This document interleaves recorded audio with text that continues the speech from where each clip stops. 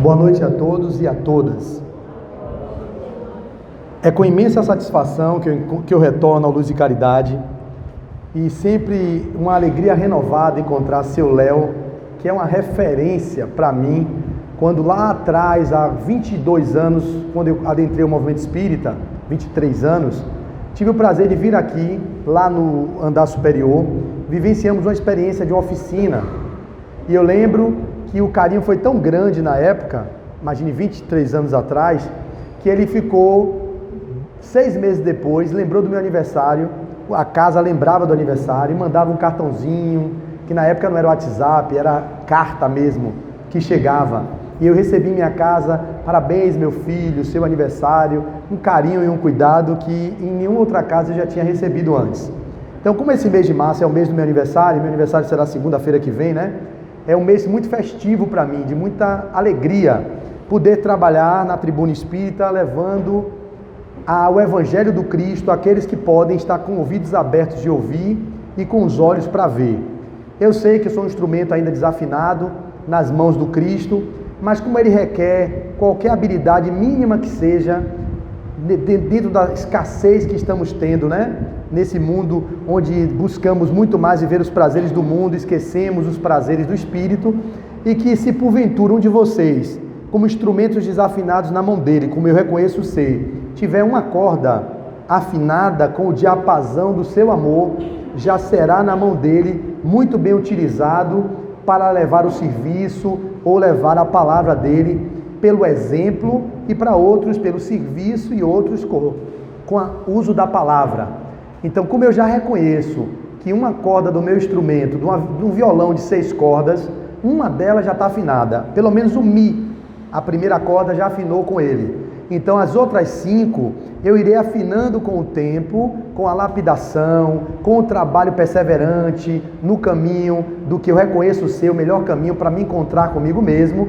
Certamente um dia, com as nossas escolhas, eu me conectarei com todas as 6 cordas afinadíssimas com o seu Evangelho, com a sua boa nova. Aí não terei mais sofrimento, poderei gozar da bem-aventurança de viver a tão sonhada paz, a tão sonhada felicidade que todos nós almejamos. Então aqui fica a minha gratidão a estar nessa casa, iniciando o mês de março, o mês do meu aniversário, podendo falar sobre temas que nos tocam a alma, baseado nos escritos da nossa doutrina tão linda, que é o Evangelho Redivivo do Cristo Jesus.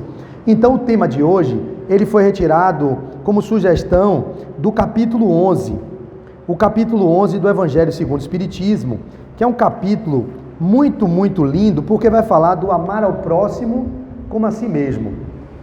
Esse mandamento por si só já é a grande tônica, o grande resumo de todas as máximas que o Cristo nos trouxe.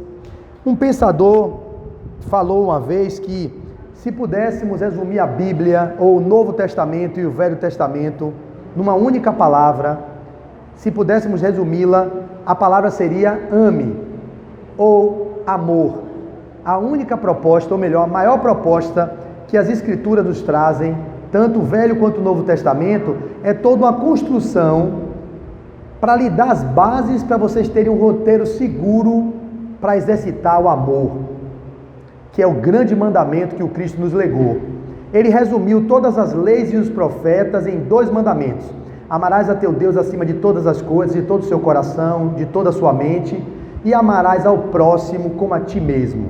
Só que nós esquecemos do amar a ti mesmo e nos arvoramos na busca desenfreada de amar o que está fora, e que quando na verdade buscamos amar o que está fora, sem nos amarmos em primeira monta, obviamente que esse amor ele não vai ser o amor genuíno, que é a proposta do que o Cristo nos traz. É verdade que não podemos prescindir do amor fora, no tempo que ainda não alcançamos o alto amor ou o amor próprio. Mas é condição sine qua non que a capacidade de amar o outro passa primariamente da capacidade do seu alto amor. Não há como eu amar seu Léo, não há como amar um filho, não há como amar um irmão, se vocês não têm a capacidade de amar a vocês mesmos. Mas aí há um grande equívoco onde as pessoas às vezes ficam com receios de se amarem, porque acreditam que o auto-amor é o amor egoístico, o amor possessivo. Nós falamos do amor próprio como um instrumento de auto-amor, que significa o autocuidado, o autoconhecimento, a autotransformação, o autodescobrimento, o auto-perdão. Todos esses são os recursos de que quando vocês colocam para dentro esse movimento de busca interior, de lapidação das nossas arestas, das nossas tendências que não são tão elevadas, é aí que você encontra a possibilidade do auto-amor, do amor próprio. Ao invés de ficarmos no auto-julgamento, nos maltratando, que é uma grande mazela que nós fazemos, nos culpando, é importante que nos perdoemos. E o auto-perdão é uma premissa para o auto-amor. Vocês não podem se amar se vocês não conseguem se perdoar. Para que eu possa me amar, eu precisei, Flávio, vivenciar experiências muito dolorosas. No encontro, quando eu encontrei as minhas sombras, os meus complexos, as tendências negativas da minha alma, nessa busca de 23 anos de autoencontro, de autoconhecimento, de autotransformação, que é a chamada reforma íntima, para que eu consiga alcançar um dia a tão sonhada iluminação. Todos querem se iluminar.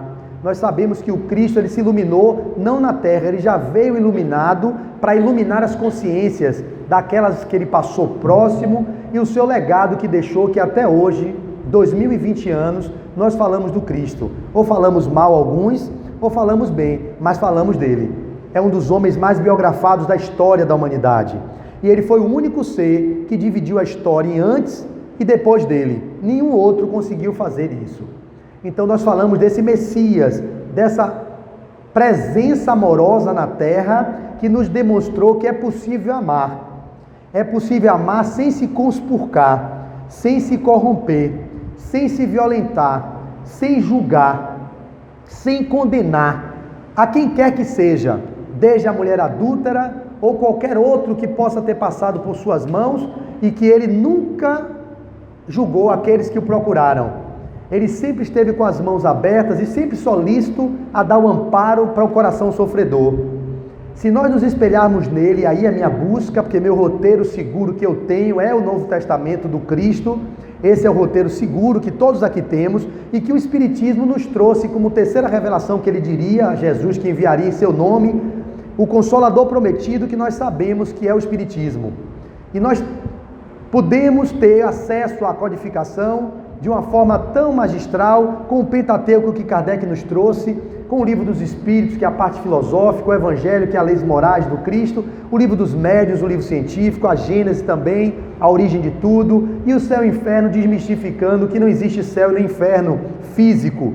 O céu e o inferno são estados de consciência em que vocês se encontram quando vocês se condenam, quando vocês se culpam, quando vocês se punem, se martirizam e aí não se transformam.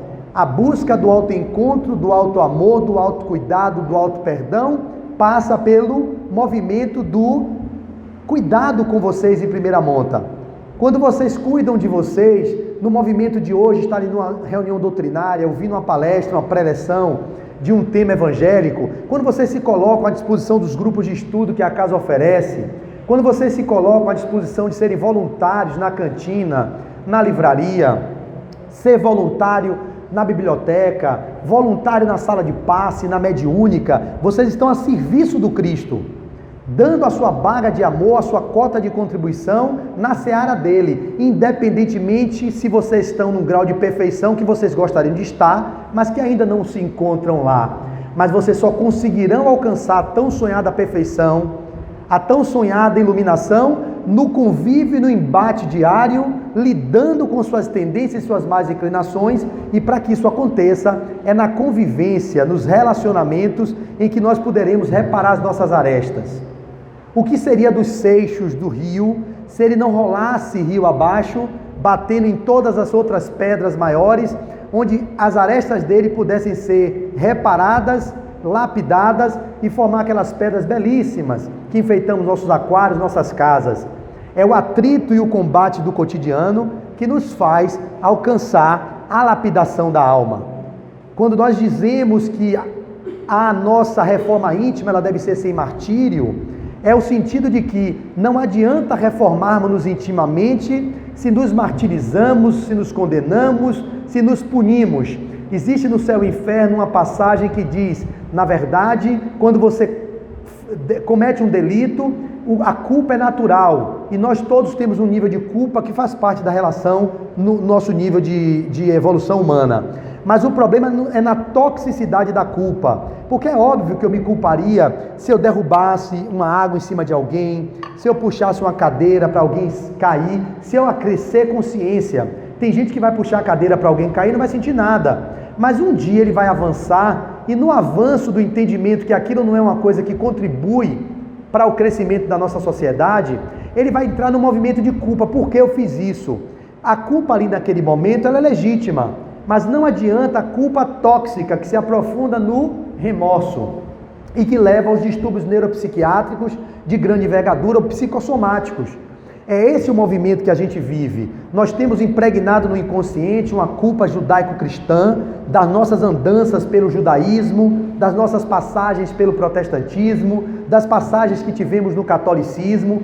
Então nós carregamos atavicamente no nosso psiquismo como se fosse uma espinha na carne, nos alfinetando, mostrando, olha, você não presta não, você não vale muita coisa não. Esse movimento é fruto do que nós fizemos, e que aqui não tivesse equivocado, que atire a primeira pedra. Todos que estão aqui, em um maior ou menor grau, cometeram delitos. Alguns sabem dos delitos que praticaram e procuram se melhorar. Outros estão completamente na cegueira da carne, sem nenhum encontro com nenhum desses movimentos da alma. E outros já reconhecem que cometeram os equívocos, mas já não se punem mais. Nós ainda estamos no estágio da punição inconsciente, criando doenças corporais, ou seja, as doenças psicossomáticas que não sabemos porquê, os distúrbios psiquiátricos de grande monta. Uma das grandes chagas da humanidade é a depressão, a doença do milênio. A partir do século, agora do ano 2020, será a doença psiquiátrica mais prevalente dentre todas as psicopatologias. E então nós vivemos assim a grande chaga do suicídio, por duas chagas que nós carregamos, que é o orgulho e o egoísmo, e esse orgulho e egoísmo é o que nós estamos combatendo na Terra. E esse orgulho e egoísmo nos faz ter esse movimento de punição da própria alma quando nos deparamos e nos confrontamos com as mazelas que cometemos. A proposta, portanto, do tema que nos foi trazido, a fraternidade como caminho para o autodescobrimento, aprimoramento, autodescobrimento, é uma forma de exercitar o amor. Fraternidade significa ser fraterno, ser amigo, ser solidário ao outro. A fraternidade, se permeasse a nossa vida no planeta Terra, nós não estaríamos vivendo essa grande hecatombe moral que o planeta atravessa, porque nós estamos vivendo ainda próximos da barbárie devido ao egoísmo que permeia nossas almas. Quando eu digo, portanto, que o auto-amor não significa o amor egoístico, significa o amor do autocuidado, que passa pelo auto-perdão, esse é o amor que nós estamos propondo a que vocês vivam. Vocês não conseguirão ser fraternos com ninguém fora, se vocês não forem fraternos com vocês próprios. Ah, Flávio, isso está muito filosófico. Traga clareza sobre isso. Como é que você poderia traduzir isso? O que é ser fraterno para que tenhamos um caminho mais fácil para o autodescobrimento, para o autoaprimoramento, para o autoburilamento, para tudo que vocês possam colocar como auto alguma coisa. Nós não conseguiremos nos autodescobrirmos, nos autoburilarmos, nos autoaperfeiçoarmos, se não fizermos o movimento do autoencontro, o encontro conosco mesmos. A partir desse encontro com nossa essência divina, porque nós somos luz, mas não estamos habituados a olhar para a luz que somos, porque já dizia os nossos queridos profetas, ou aqueles que escreveram que Jesus disse: vós sois deuses, e poderás, Jesus dizia, fazer muito mais do que eu faço. Mas como não tens a fé nem do tamanho de um grão de mostarda, não tem a competência de transformar a realidade que vocês se encontram, a montanha de problemas que nós vivenciamos. Para que nós possamos, então, caminhar para essa fraternidade universal, nós vamos trazer a vocês a proposta do autodescobrimento, o autoconhecimento, que está na questão 919 do Livro dos Espíritos, quando Kardec foi perguntado, ou melhor, quando Kardec perguntou aos Espíritos qual seria o caminho mais fácil e prático para que pudéssemos encontrar, não está ipsis literi nem ipsis verbi, o caminho do aprimoramento e do encontro conosco mesmo?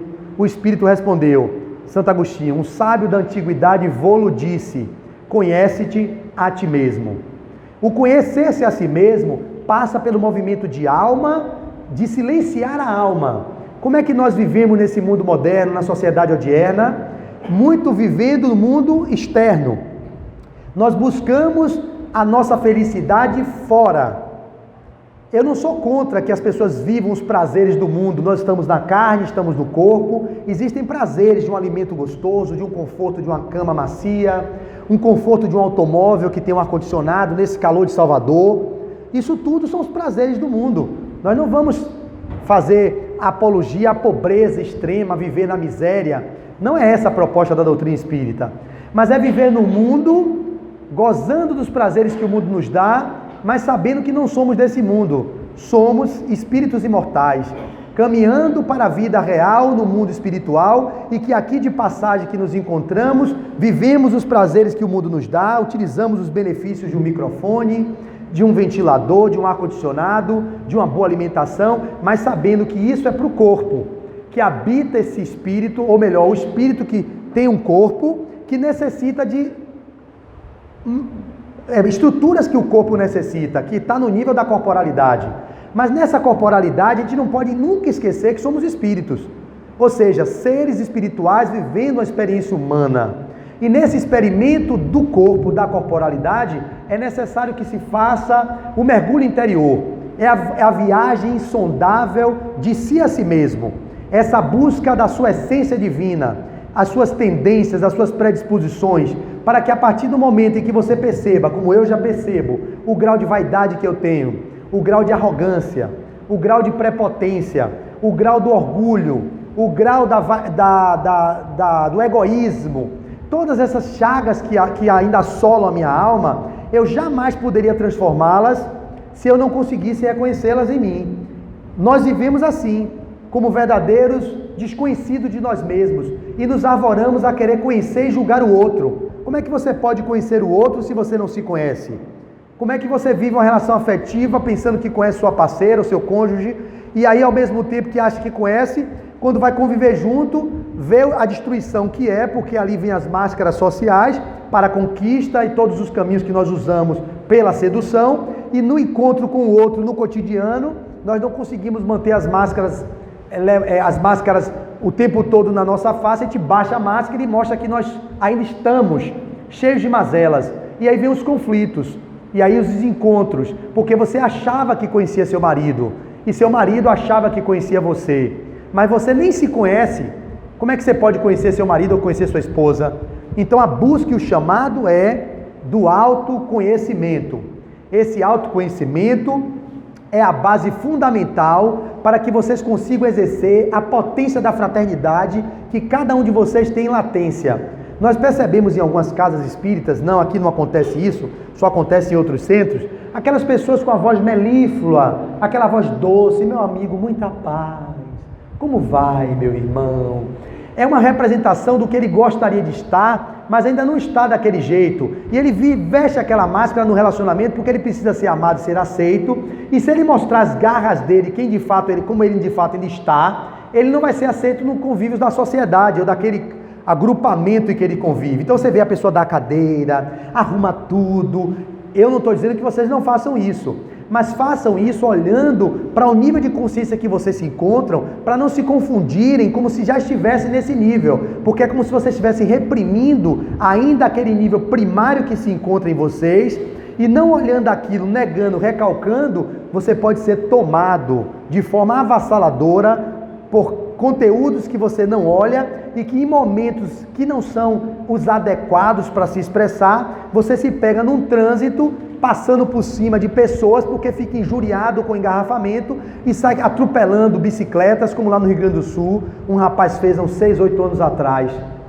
Alguns outros que vivem na máscara da representação do bonzinho, porque não se conhecem ou querem ser amados e serem aceitos. Não quero dizer com isso que vocês devam mostrar suas garras o tempo todo, mas vocês precisam olhar que vocês ainda sentem raiva, que vocês têm medo, as emoções básicas, que vocês ainda têm tristeza, e a tristeza é legítima, viver a tristeza é necessário, não a tristeza patológica da depressão. E a gente vive numa sociedade que quer negar a tristeza, quer viver a euforia da alegria fantasiosa, que é a pseudo-alegria, que não é genuína, que não é real, onde precisamos de recursos externos para nos fazermos felizes, usando drogas psicoativas, ilícitas e lícitas, das mais variadas, para encontrar a alegria que nós não conseguimos na convivência do cotidiano, fugindo do encontro conosco mesmos. Porque nós nos olhamos e vemos ainda que somos limitados, e por percebermos as nossas limitações, queremos fugir disso, nos refugiando nos barbitúricos, nas drogas, para que não possamos ter a vivência do enfado que é viver no cotidiano. Porque o cotidiano é enfadonho, ainda é. Mas é preciso encará-lo de frente, porque é no combate e na lida diária que vocês podem melhorar as suas susceptibilidades, as suas vulnerabilidades. Então, quando nós encontramos pessoas com aquela chamada paz, seu Léo, a paz Lexotan, meu filho, muita paz, a base de Rivotril, como se fosse uma paz medicamentosa. Ela não está naquela condição, mas fica assim, não, minha irmã, muita paz. Aí quando sai ali fora, que entra no carro que ninguém está vendo, passa o menino de rua, ele quer sai de frente, vai de retro, já mostra as suas garras na primeira oportunidade que ninguém está olhando para ele. Ou seja, a representação social diante de seu Léo, diante da casa espírita, é necessária, mas é importante você olhar e dizer, nossa, eu não tenho aquele nível de paz, de voz delicada e doce, que já pode ser uma conquista de seu Léo, que já pode ser uma conquista do Chico, mas que ainda não é uma conquista sua. E vocês ficam nesse movimento de engano, não olhando para as suas tendências, que é ainda de irritabilidade, irascíveis, intolerantes, impacientes, que não são indulgentes. E aí quando vocês percebem que vocês não estão naquele nível que você demonstra no verniz social, na convivência, nos agrupamentos em que vocês militam, em casa espírita, ou na escola, ou no trabalho, vocês começam a violentar-se, reprimindo o que vocês ainda estão expressando, não olham, e aquilo vai tomar vocês em algum momento. E aí nós vamos trazer um roteiro para esse encontro, que é o PARDA, que são siglas que definem o movimento que vocês poderiam ter no movimento de busca interior, de mergulho interior. O P significa perceber. Eu percebo o meu grau de arrogância, eu percebo. Perceber não significa que eu mudei.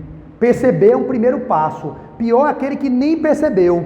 Se você não percebe ainda a arrogância que você tem, o orgulho que você tem, a vaidade que você tem, a prepotência que você tem, vocês jamais vão conseguir transformar aquilo. Concorda? Se eu não percebo, eu continuo vivendo. E estou ok para isso. Você precisa perceber. Quando você percebe, você vai para outra letra, é o A. Aceitar. Eu percebo, agora eu aceito que eu ainda estou arrogante. Eu não sou arrogante, eu estou. Porque eu sou centelha divina, eu sou luz, eu só preciso que ela se evidencie, para que a sombra seja iluminada. Não é negando aquele lado obscuro que eu vou conseguir trazer a minha iluminação, é integrando aquilo que você não quer olhar no seu ser espiritual, para que você possa transformar. Então perceber o primeiro passo, depois aceitar. Aceitar não muda. Depois eu vou para o R, reflito sobre o que eu quero mudar. Eu percebo que eu sou arrogante, eu aceito que eu ainda estou arrogante, eu vou refletir sobre a minha arrogância. Depois eu vou para o D, decido mudar. Então quando eu percebo, eu perceber, aceitar, refletir, decidir mudar. Mas decidir mudar, muda? Mas se você não decidir mudar, você vai mudar alguma coisa? Não, então é necessário o passo da decisão, a escolha. Eu escolho mudar isso. Eu vou usar o D para não mudar a linguagem, que é PARDA. Perceber, aceitar, refletir, decidir. E o outro é o A, que é atitude, ação da mudança. O PARDA é essa sigla, é um acróstico, né? Salvo engano o termo é esse, que define perceber, aceitar, refletir, decidir. Isso é meu celular? Não. Não, meu celular está ali gravando. Tem um celular tocando aí. Então, essa movimentação, venham na percepção do que eu estou trazendo, perceber, aceitar, refletir, decidir, agir, Na ação da mudança é que você vai olhar para aquilo que você quer modificar e no dia a dia vocês vão começar a exercitar isso. Eu vou, por exemplo, porque para viver fraternidade, vocês precisam se encontrar com vocês em primeiro lugar. Só há transformação, só há descobrimento, só há a palavra que vocês usaram para o aprimoramento da alma. Você só aprimora a alma e consegue exercitar o amor, como foi exarado no Evangelho, se vocês se encontram.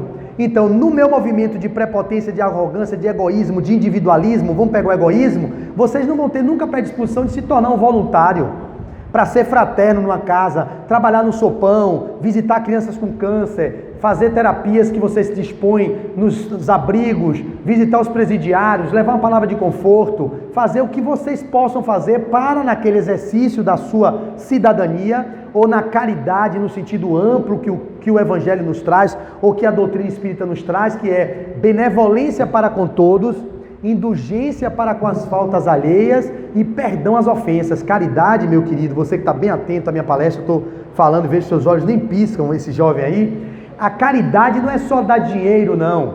A caridade também é dar dinheiro porque dinheiro é energia. Mas a caridade no sentido lato, no sentido amplo que a doutrina espírita nos traz é benevolência para com todos, indulgência para com as faltas alheias e perdão às ofensas. O perdão às ofensas pressupõe o perdão às tuas próprias ofensas que vocês cometeram para ser indulgente com as suas próprias faltas. Porque se vocês não forem indulgentes com suas faltas, se vocês não perdoarem as suas ofensas, vocês não conseguirão perdoar o outro nem ser indulgente com o outro. Então entendam, ser fraterno, ser caridoso, ser amoroso, ser solidário, requer encontrar em você as sementes que estão latentes dessa solidariedade, dessa fraternidade, dessa amorosidade, mas ela não se expressa na sua totalidade se vocês vivem nos chamados mecanismos de defesa do ego, nas máscaras sociais, como representações no cotidiano, não se revelando ainda como vocês estão. Aí você pergunta, Flávio, então eu boto minhas garras para fora? Não. E aí é o que eu vou dizer a vocês, o que é o caminho do autoencontro. Então, no meu grau de egoísmo que eu ainda possuo, eu percebi que tenho, eu aceitei que eu tenho egoísmo, eu refleti sobre isso, eu decidi mudar, eu decidi. Há 23 anos atrás, quando eu entrei no Espiritismo, na Casa de Oração Bezerra de Menezes, eu percebi que não dá para viver do jeito que eu vivia. E venho há 23 anos nesse movimento de tentar lapidar o meu grau egóico que eu ainda tenho. Não é o amor próprio que leva para o mais, é o amor egoístico que leva para o menos, que segrega, que separa, que exclui, que julga, que não se solidariza, que não é fraterno com a dor do outro. Esse grau de egoísmo ainda está em mim. Só que eu percebi, aceitei, refleti e decidi mudar. Só que eu estou no caminho da ação, que é a atitude da mudança. E o que é atitude, seu Léo? Vou exemplificar. Eu, numa convivência fraterna, digamos, eu tenho uma ONG, que é o Grupo Caritas Salvador, que há 15 anos trabalha nas ruas e comunidades carentes de Salvador. Ela foi fundada há 15 anos atrás. Ininterruptamente nós estamos nas ruas 2 sábados do mês, fazendo Natal, eventos nas comunidades pobres, visitando abrigos, fazendo tudo isso. Nós encontramos na rua alguns voluntários que vêm para o grupo que não aguentam ficar um mês, porque eles vêm para a proposta de ser fraterno e servir, só que estão na iminência de achar que vai ser um mar de rosas esse convívio com as pessoas de rua. Tem pessoas que pegam a sopa que a gente dá assim, irmão, toma aqui essa sopa salgada e joga no chão, joga na cara. Naquela hora que o irmão faz aquilo, ele pode estar acessando o nosso grau primitivo de raiva. Quem é ele? Passei o dia inteiro fazendo a sopa, preparando o sopão para entregar e dar o pão, o alimento, e ele chega e pega e não tem a mínima dignidade de aceitar e acolher, joga no chão, a pessoa começa a entrar no espaço de julgamento, perde a vontade de continuar querendo ser fraterno e servir, e com pouco tempo ele vaza, que é o termo popular, sai do trabalho voluntário. Ele vem para uma casa espírita, tem um dirigente que é mais exigente, que exige que ele tenha determinados comportamentos. Ele precisa fazer tal coisa antes de entrar na sala mediúnica, ele precisa ler o Evangelho, digamos. Ele começa a querer servir ao Cristo, mas do jeito egoístico em que ele percebe que deve ser a melhor forma de ele se manifestar. Não quer ser uma pessoa conduzida por aqueles que podem estar equivocados, mas que na hierarquia do respeito que nós devemos ter, devemos cumprir as regras da casa que a gente convive. E aí começa. Então, numa dessas, você se percebe aí a manifestação da ação da mudança. O cara joga a sopa, você tem a atitude na hora de peitá-lo, ou de desaforar, você percebe que o egoísta, o arrogante vem à tona. Quem é você, cara? Então você está na primeira fase da mudança. A ação tem 3 fases. A primeira que é, você quer mudar, vai até que horas? São 10 para as 7, vai até que horas? Até 7h05. Tá. Aí você percebe que está manifestando sua arrogância, sua prepotência, e quando você faz aquele grau de prepotência e arrogância, você para e pensa, nossa, mas você ainda agiu com prepotência e arrogância. Olha as fases da mudança. Venham, isso aqui é importante, se vocês levarem isso para a vida de vocês, eu saio satisfeito da minha exposição de hoje, porque é prático, é para o cotidiano, no dia a dia, perceber a arrogância que vocês ainda têm, o que quer que seja. Eu estou dando exemplo de arrogância. A arrogância que tem, aceite que tem arrogância ainda, reflita como você quer transformar isso, decida transformar isso, e na ação, não se preocupem se vocês ainda estão arrogantes em algum momento. É o exemplo que eu estou dando. Então o cara jogou a sopa no chão e fica assim, quem é você, rapaz? Você não sabe que eu fiquei o dia inteiro fazendo isso para você chegar aqui e jogar essa sopa no chão? Eu fui arrogante, prepotente, não trabalhei a minha humildade, fiquei de boa, e aí me choquei depois. Nossa, Flávio, você ainda foi arrogante com o cara só pode dar o que ele tem. O outro só dá o que ele tem. A gente não pode ser o efeito do outro. E nós somos, a maioria de nós, efeito do que os outros fazem conosco. Nós precisamos ser o gestor das nossas emoções. Não importa o que os outros nos façam. O que importa é aquilo que eu faço com aquilo que me fizeram. Não importa se meu pai me abandonou, se minha mãe me bateu, se meu professor me traiu, se eu fui abusado. Não importa o que fizeram comigo. O que importa é o que vocês estão fazendo com aquilo que fizeram com você. A criança ferida está no adulto de hoje, mas o adulto pode dar o colo à criança que sofreu qualquer tipo de abuso, de qualquer ordem. Mas nós ficamos adultos infantis, culpando o mundo, culpando Deus, a sociedade, pelo grau de egoísmo que vivemos, quando não vamos pela via do suicídio, a via infeliz do suicídio, porque não sustentamos viver nesse mundo, encarando o mundo como é, trabalhando a humildade, a tolerância, a paciência, a indulgência, e às vezes não sucumbimos. Mas para só uma digressão, o depressivo no fundo, com todas as dificuldades que ele enfrenta, a literatura espírita de modo geral e as doutrinas psicológicas de um modo geral, fala que na verdade o depressivo é um grau de rebeldia. Ele deprime porque ele tem frustrações, e pelas frustrações ele se decepciona, com a decepção ele tem raiva, porque a coisa não é do jeito que ele gostaria, e ele fica triste.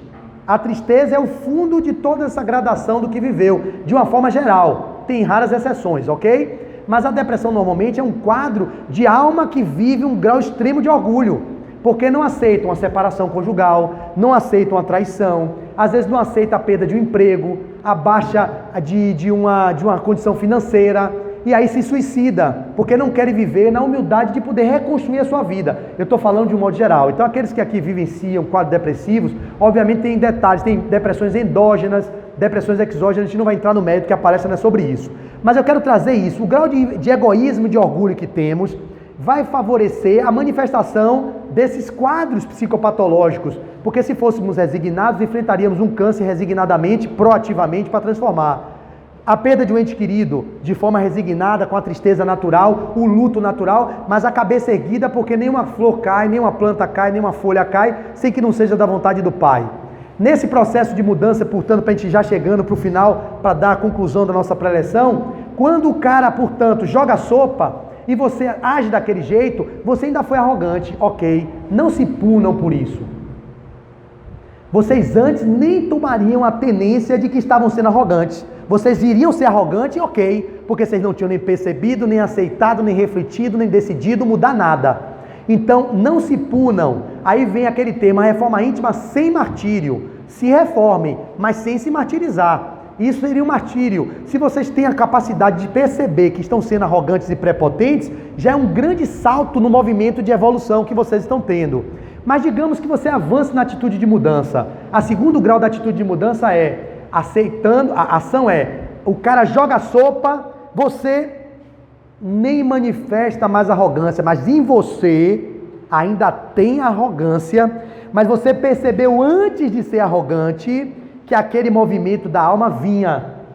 Só que você está no segundo grau da mudança, da atitude da mudança. O primeiro você foi arrogante, depois se arrependeu. Meu Deus, eu ainda estou arrogante.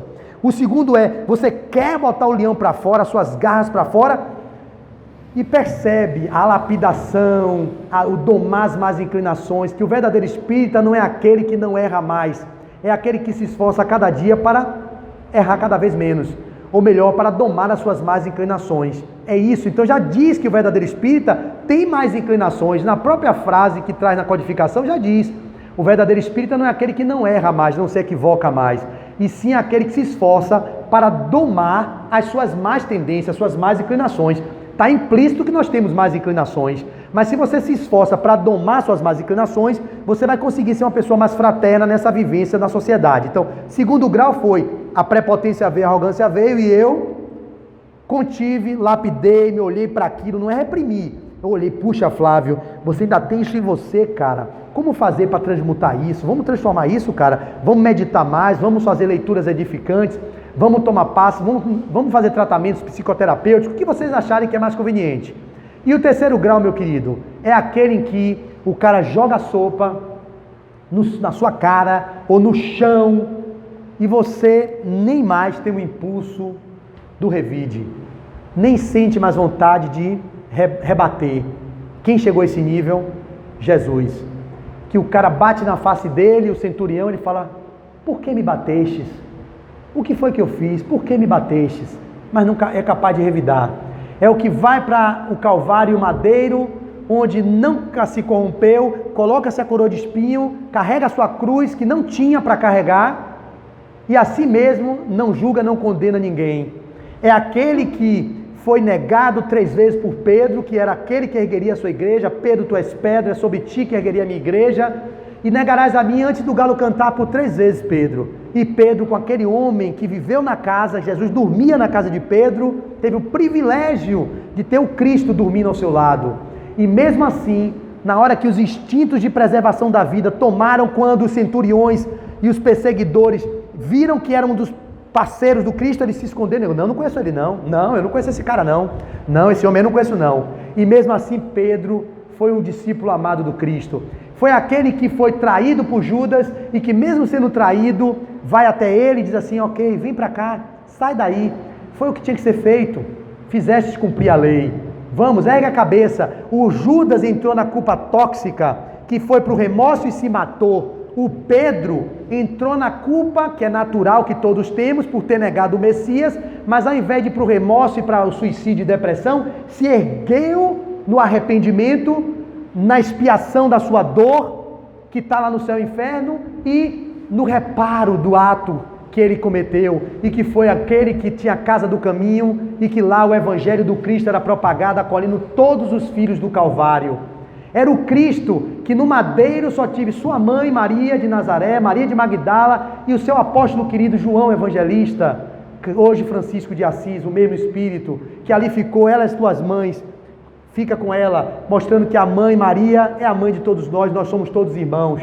Esse Cristo, o nosso grande modelo e guia, era referência do alto amor e do perdão, porque ele nem perdoava, porque ele não se magoava. Porque perdão pressupõe mágoa antes, e o Cristo nunca se magoou, por isso ele não precisou perdoar. Nós que nos magoamos, que precisamos exercer o esforço dessa grande movimentação de alma para perdoar o outro. Por quê? Por causa de nossas susceptibilidades, da nossa vaidade, do egoísmo, do orgulho, e que se sente vulnerável, e por isso se melindra, e se melindrando, tem que trabalhar o perdão do outro. Como seria se nós não nos magoássemos, se nós não nos melindrássemos, se nós vivêssemos em permissão, em vulnerabilidade, dizendo assim, ok, é apenas um interessante ponto de vista que você pense isso de mim, que você me julgue, não alinhando nem concordando com o que o outro diz, nem resistindo nem reagindo, ficando em espaço de pacificação interna de fato, para não ter que trabalhar o perdão por se ofender em algum momento. Então esse grau da ação, da atitude, da mudança, eu só reconheci ele, o Cristo. Nós temos outros níveis de atitude de mudança, em algum grau. Ele era a coerência, a congruência com o que falava, com o que pensava e com o que fazia. Nós outros, inclusive eu, em primeiro lugar, falo de mim, ainda sou incoerente. Eu falo de coisas elevadas, penso em coisas elevadas, mas não faço. Eu ainda não consigo, e tem lá nas escrituras, o bem que eu quero fazer, esse eu não faço, mas o mal que eu não quero, esse eu faço. Entre outras formas, é Paulo que diz isso. O bem que eu gostaria de fazer, eu não consigo. Mas o mal que eu não quero mais fazer, eu faço. E aí vem o movimento de domar as más inclinações, olhar para isso e dizer assim, ok, Flávio, eu venho evoluindo do átomo ao arcanjo, nesse caminho de jornada para ser espírito puro, trabalhando as minhas más inclinações para exercer o amor na dimensão do que o Cristo nos trouxe e que nos mostrou que era o roteiro seguro da fraternidade, do amor genuíno, que ainda não é desse plano, que é o amor incondicional, porque o amor tem várias denominações. Qual é o amor que eu estou falando quando eu digo eu amo você? É o amor que os gregos trazem a contribuição na definição grega do amor porneia, que é o amor posse? É o amor que eu digo o amor eros, que é o amor do desejo? Ou é o amor filia, que é o amor da amizade? Ou seria o amor ágape, que é o amor incondicional, que nós vivemos em algum momento num pai e num filho que tem que abrir mão das suas noites de sono para amamentar, pais que se colocam à disposição do filho a noite toda de febre, ele fica ali incondicionalmente, renunciando o seu sono, renunciando todos os seus desejos de alma, em nome daquele rebento. Esses momentos são momentos que desenvolvemos o amor incondicional, essa centelha que está em cada um. O que precisamos é exercer o amor filia. O amor filia é o amor fraternal, é o amor amizade, é aquele amor que você dá e recebe, mas ao mesmo tempo não há uma exigência nesse movimento de troca. Você pode viver isso tendo a consciência de que o outro só pode nos dar aquilo que ele pode nos dar. O incondicional nem pensa nisso, ele ama incondicionalmente, você dá sempre e não precisa nada de volta. Melhor dizendo, o filia ainda tem essa movimentação de troca, é a fraternidade de mão dupla, onde eu sou fraterno e também quero que sejam fraternos conosco. Mas a ideia é alcançar o nível de evolução para amar incondicionalmente, sem precisar que o outro nos dê aquilo que estamos dando. Então, finalmente, agora eu concluo dizendo assim: amem. Este é o maior ensinamento que o Cristo nos deixou. Leiam hoje à noite o capítulo 11, amarás ao teu próximo como a ti mesmo. Esse é o maior mandamento que vocês podem seguir. Mas nunca esqueçam que o amor começa o amor por vocês.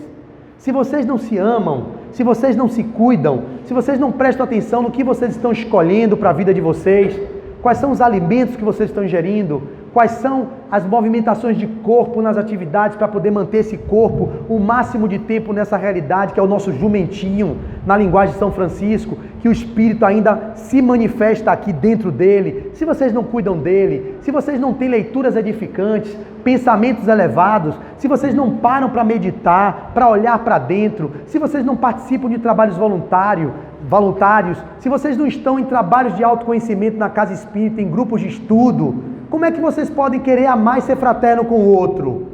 Então, meus queridos, a proposta da noite de hoje é: amemo-nos com a maior potência que vocês possam alcançar, porque nós jamais poderemos amar o absoluto que é Deus, se não conseguirmos amar o relativo que somos nós, e jamais conseguirei amar o que está fora, se eu não começar amando o que está dentro. E nessa proposta, eu termino com essa oração da querido Silvério Horta, pela psicografia do venerando apóstolo Francisco Cândido Xavier, quando diz: Pai nosso que estás nos céus, na luz dos sóis infinitos, Pai de todos os aflitos deste mundo de escarcéus, santificado, Senhor, seja o teu santo nome sublime, que em todo o universo exprime concórdia, ternura e amor.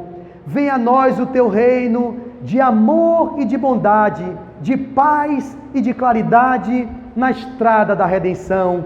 Cumpra-se o teu mandamento, Senhor, que não vacila nem erra, nos céus como em toda a terra, de luta e de sofrimento. Evita-nos todo mal, dá-nos o pão do caminho, feito na luz do caminho do pão espiritual. Perdoa-nos, meu Senhor, os débitos tenebrosos, de passados escabrosos, de iniquidades e de dores. Auxilia-nos também nos sentimentos cristãos a amar aos nossos irmãos que vivem longe do bem. Com a proteção de Jesus, livra a nossa alma do erro, sob o mundo de desterro, distante da tua luz. Que a nossa ideal igreja seja o altar da caridade, onde se faça a vontade do teu amor. Assim seja, Senhor. Glória a Deus nas alturas e paz na terra aos homens e mulheres de boa vontade. Que Deus seja louvado, que assim seja. Muito obrigado, meus irmãos.